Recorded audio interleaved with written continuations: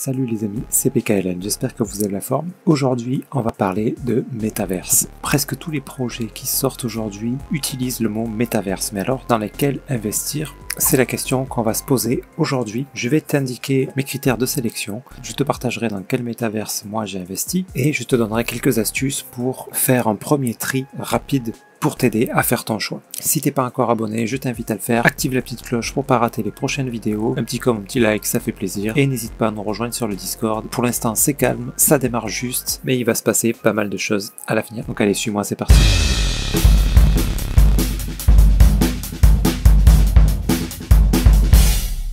Donc les métaverses, alors c'est le sujet de ces derniers mois, on entend parler que de ça, beaucoup misent là-dessus, c'est le projet d'avenir, c'est ce qui va remplacer, enfin pas remplacer, mais c'est l'évolution d'Internet. Le problème avec ça, c'est que il existe quasiment plus aucun projet qui ne parle pas de métaverse. Chacun à sa façon. Alors beaucoup c'est du vent en fait, c'est métaverse. Parce qu'il faut faire métaverse, c'est ça qui marche, c'est là que les gens auront envie d'investir. Je vais vous donner quelques exemples. Là, je suis sur polkastarter.com. Donc là, on a 5 projets actuellement qui sont en cours de sortie. On va voir ça, par exemple, le premier. Est-ce qu'il parle de métaverse dedans? Ah non, ok. Bon, il y a Play to Earn, c'est autant à la mode que métaverse. Le deuxième, je fais une recherche, hop, métaverse. Ça parle de métaverse, vous voyez. Le troisième, métaverse, carrément. Voilà, au taquet, ça parle que de ça. Quatrième, cryptoverse, voilà, carrément. Voilà, ça parle de métaverse. Le cinquième, Cybertrade, je crois que c'est métaverse. Métaverse. Vous allez sur toutes les plateformes, c'est ça. En ce moment, il y a Solanium, je suis sur Skull Avenue. Enfin, j'ai été whitelisté sur Skull Avenue, ça parle de métaverse. Il y a une pub en ce moment qui circule sur Brave, ça parle de métaverse. Voilà, Skull Avenue, comme je vous disais. Je le vois pas ici, mais pourtant, voilà, métaverse. We are on the way to métaverse. Enfin bref. Tout ça pour vous mettre en évidence que dans tous ces projets-là, il y en a beaucoup, enfin même 98%, qui vont échouer. D'accord? Et donc on n'a pas envie d'investir sur cela. Ou alors si on peut investir sur un token dans l'ICO, comme je fais moi. Moi, clairement, dans toute là, si je suis sélectionné dans un de ceux-là, j'investis. J'investis dans les ICO. Et par contre, le jour de la sortie du token, je vends direct et je sors du projet. Et j'attends de voir plus tard, si le projet semble solide et durer sur le long terme, peut-être que je rentrerai à nouveau. Mais là, voilà, je fais extrêmement attention à tout ça parce que voilà, c'est la hype du moment et 98% des projets vont échouer. Il va y avoir quelques-uns qui vont se démarquer, bien sûr, c'est dans ceux-là qu'on a envie d'être dès le début. Donc voilà, à moins que vous ayez une belle somme à allouer en sachant que vous allez en perdre une grosse partie, pourquoi pas mettre 200 balles sur chacun, s'il y en a un qui explose, les 200 balles peuvent devenir 15, 20 000. Mais bon, si vous n'avez pas de bol que vous tombez que sur ceux qui vont échouer, c'est pas cool quoi. Quels sont moi mes critères du coup pour choisir les investissements? Donc comme je vous dis, dans tout ce qui est ICO, j'investis, le jour de la sortie, je vends. Quand je parle d'investissement, je parle pas de cela, je parle d'investissement à long terme. Vous voulez mettre de l'argent et vous voulez participer à un projet et vous y croyez sur le long terme et vous voulez y rester et que sur le long terme, ce projet, en plus de ça, vous rapporte de l'argent. Pourquoi pas donc en jouant même, parce que la plupart c'est des play to earn.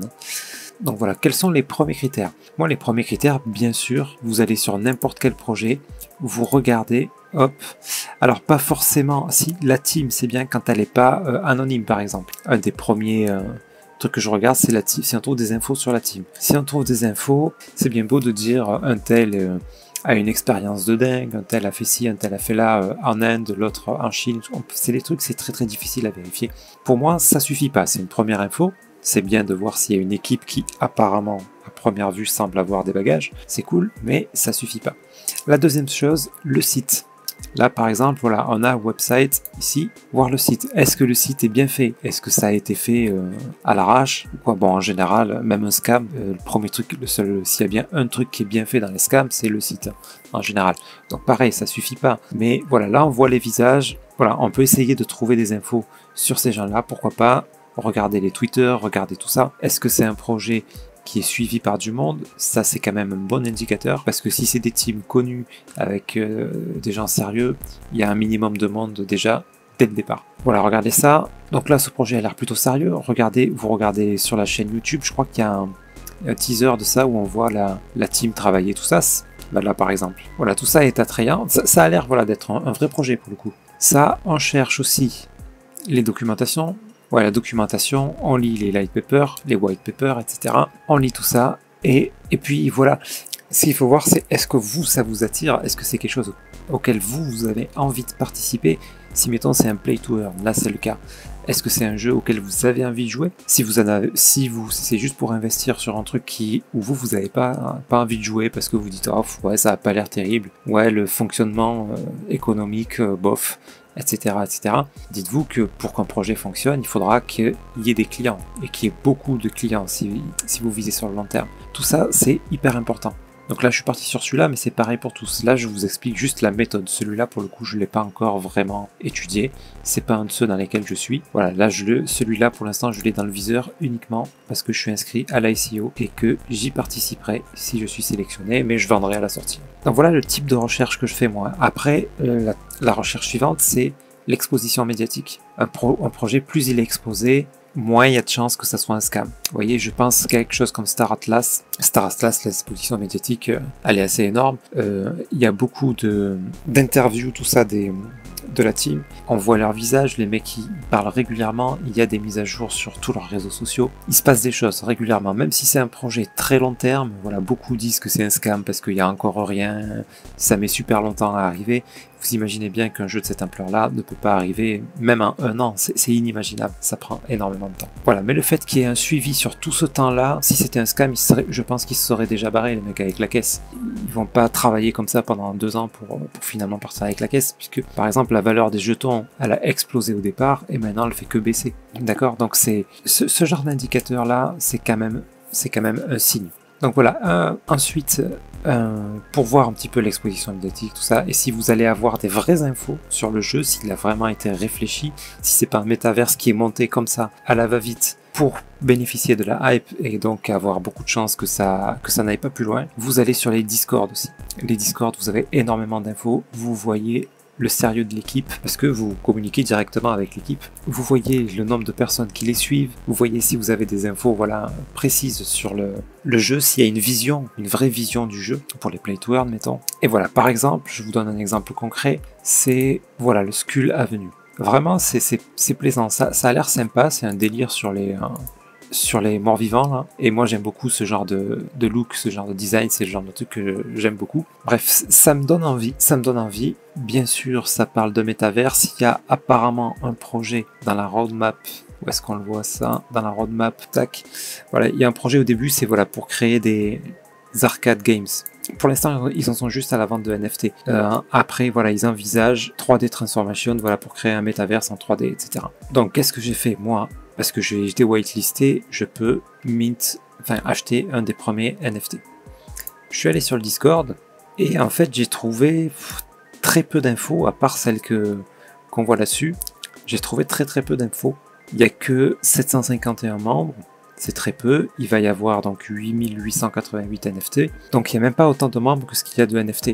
Donc ça risque de mettre vraiment très longtemps à tous se vendre et à ce qu'il se passe vraiment quelque chose sur ce truc-là. Donc c'est le genre de projet que je vais suivre parce que ça me plaît et c'est vraiment quelque chose des jeux, comment on appelle ça, arcade dans l'univers de mort-vivant, tout ça, c'est quelque chose qui me plairait beaucoup. Et j'ai vu aussi, voilà, le type de récompense. Donc apparemment, il y aurait des concours, c'est-à-dire que le but, ça serait de faire le meilleur score possible. Et à chaque fin de mois, la personne qui a obtenu le meilleur score serait récompensée. Donc ça, c'est bien beau, mais si vous jouez pas tous les jours, vous aurez toujours un mec qui joue plus que vous et qui fera plus que vous, donc vous risquez de jamais avoir de rewards.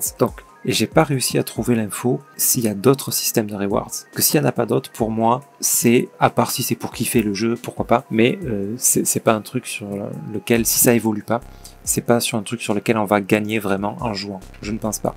Ok, donc je vais suivre l'évolution, voir comment ça prend, mais dans tous les cas, une chose est sûre, c'est qu'avec si peu de membres et une supply de 8888 NFT, vous pouvez être sûr que vous arriverez à toucher le NFT moins cher qu'un seul.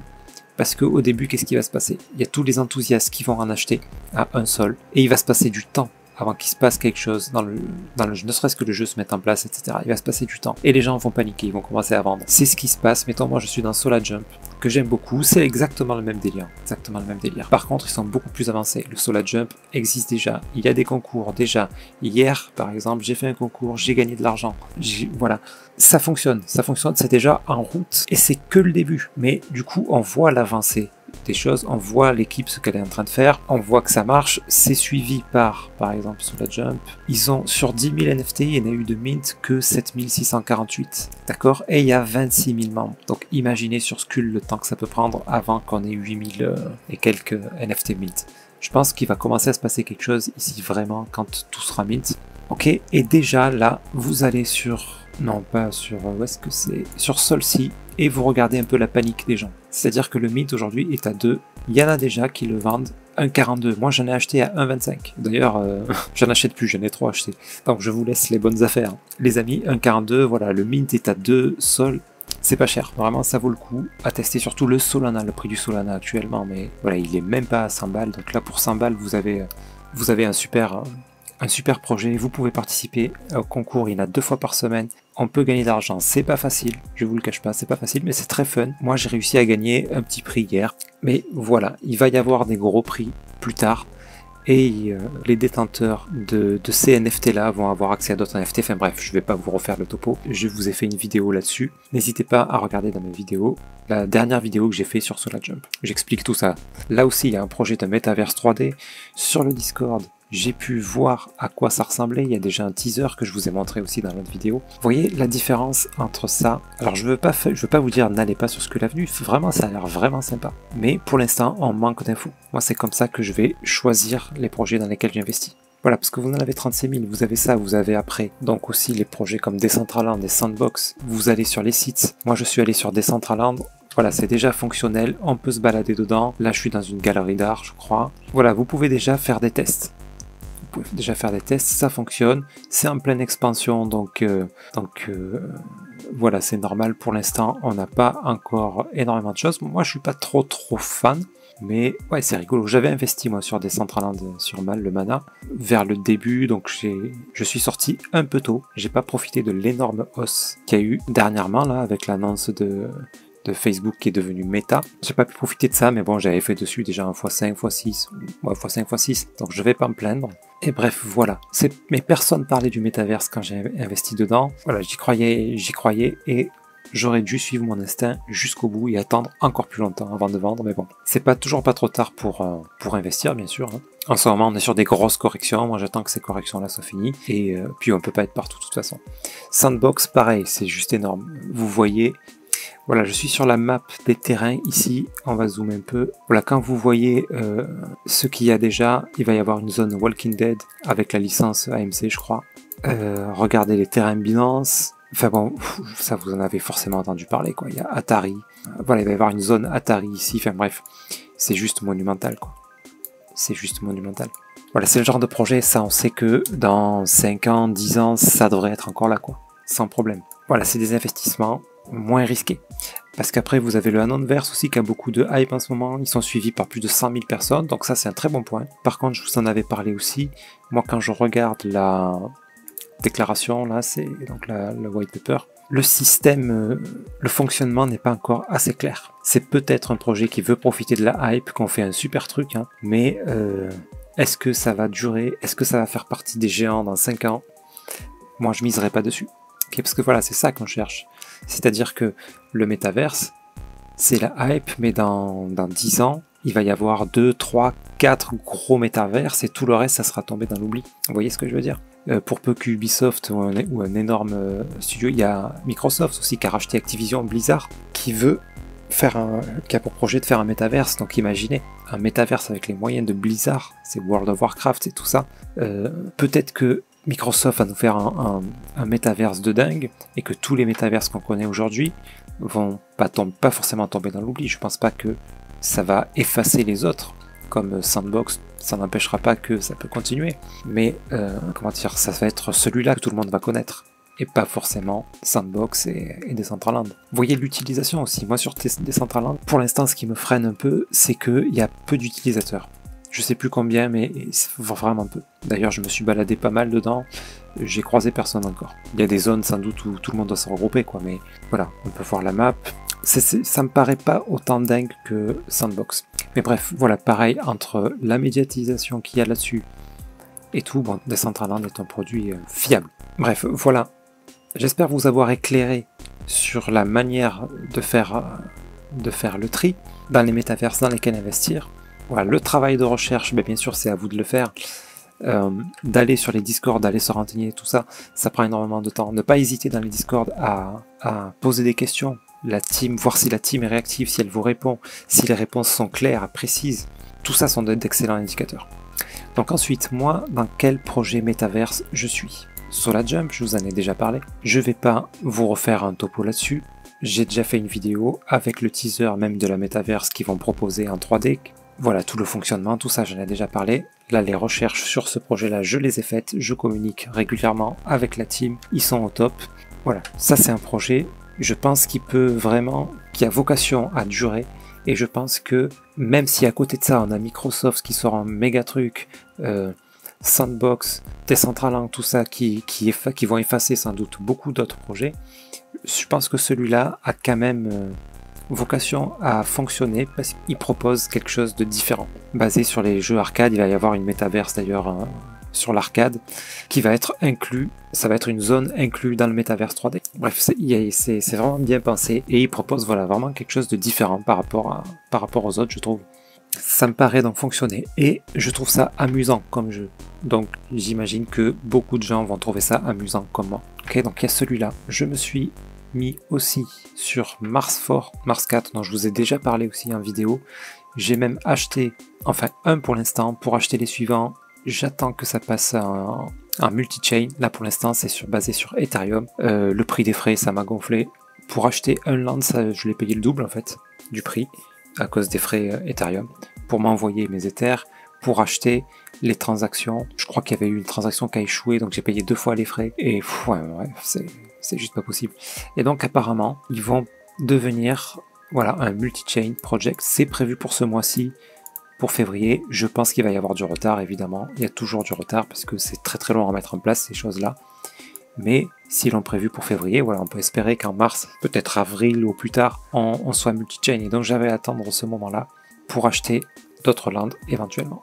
Voilà, là aussi vous lisez Enfin, c'est un projet que je suivais depuis longtemps et j'y ai décidé d'investir assez récemment. Parce qu'au début, voilà, j'avais la même crainte que sur les autres, mais je vois que ça fait presque un an que je suis ce projet. Je vois que ça avance, les engagements sont tenus. Il y a maintenant le game concept qui est sorti. Quand je le lis, ça me donne vraiment envie de jouer à ça. Voilà. Et pareil, il peut exister 36 000 métaverses, il en existe qu'un sur Mars, pour l'instant, en tout cas que je sache. Et s'il en existe plusieurs, c'est celui-là le plus connu, donc c'est sans doute, et le premier surtout, donc c'est sans doute celui-là qui devrait fonctionner. Voilà, là pareil, la team, on les voit sur leur Discord, c'est actif. Voilà, le fait d'avoir un NFT, donc un land, ça vous donne accès à un chat dont tout le monde n'a pas accès. Bref, et dedans il y a des trucs, des fois il y a des terrains à gagner avec des quiz. Bref, c'est vraiment intéressant. Pareil, j'ai déjà fait une vidéo là-dessus, je vais pas la refaire là. Et bien sûr, je suis sur Star Atlas puisque c'est le projet qui pour l'instant en tout cas est le plus énorme en termes d'ambition. Et en termes de team aussi, la team, je crois qu'il y a 140 bonhommes qui travaillent dessus, enfin c'est juste énorme. Il y a des... Voilà, je crois qu'il y a la team qui bossait sur Assassin's Creed, un truc comme ça. Enfin, je me rappelle plus. Je vous laisse faire vos propres recherches, mais voilà, si vous creusez un peu, vous verrez que c'est quand même donc très peu probable que ça soit un scam. Maintenant, on sait pas. Il peut très bien y avoir, on met pas tout son argent là-dedans, parce qu'il peut très bien y avoir, comme je vous disais tout à l'heure, Ubisoft, Microsoft ou quoi, qui sortent un projet similaire, dans le style science-fiction, et qui prennent le devant de la scène, et qui sortent plus rapidement. Ça causerait beaucoup de tort à Star Atlas, même si ça peut ne pas l'empêcher de quand même fonctionner. Mais ça causerait du tort. Parce que le premier qui sortira, ça sera sans doute celui-là, qui aura le plus de popularité, quoi. Bref, en tout cas, il est en bonne position Star Atlas, là aussi j'ai déjà fait des vidéos. Vous avez aussi la chaîne de Star Atlas Forgies qui en parle vraiment en détail, qui lui a poussé ses recherches beaucoup plus loin que ce que j'ai pu le faire moi. Et donc il nous fait gagner à tous beaucoup de temps. Donc c'est Morpheus de la chaîne Star Atlas Froggies. Je mettrai un lien dans la description. Un autre projet que je suis aussi de loin, pour l'instant j'ai pas encore investi dedans, c'est Genopets. Voilà, là aussi j'attends de voir ce qui va se passer. Pour l'instant le projet a l'air sérieux et tout, c'est vraiment sympa. N'hésitez pas à creuser, mais j'attends de voir ce qui se passe. C'est une sorte voilà, de Pokémon, vous avez un avatar que vous faites évoluer, etc. Après vous lui faites faire des combats. Et voilà, en fait... Enfin, je vous laisse découvrir le principe, ça a l'air vraiment sympa.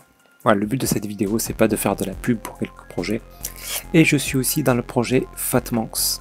Voilà, alors celui-là, c'est, si vous voulez, c'est mon projet coup de poker. J'avais pu participer à l'ICO, et donc j'avais acheté une paire de NFT, c'était pas cher. Et puis voilà, c'est un peu le même délire que Solar Jump, j'ai l'impression. Donc avec un délire de jeu arcade. Ils ont des partenaires qui ont l'air cool. Il se passe des choses sur le Discord. Enfin, ça a l'air pas mal. Ça a l'air pas mal.